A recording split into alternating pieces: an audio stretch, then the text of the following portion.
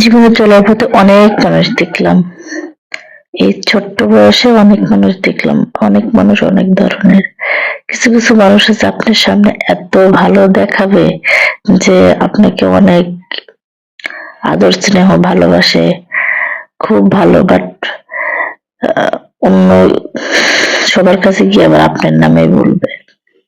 এরকম মানুষের অভাব জীবনে চলার পথে অনেক মানুষ, চারপাশে অনেক মানুষ এমন আছে।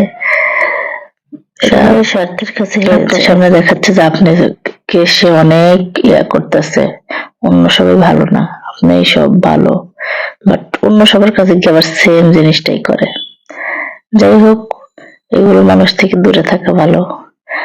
আর মানুষকে বিশ্বাস করা যাবে না যে হচ্ছে হ্যাঁ এ মনে হয় ভালো, আমার প্রশংসা সামনে করতেছে মানে আসলে সে আমাকে ভালোবাসে।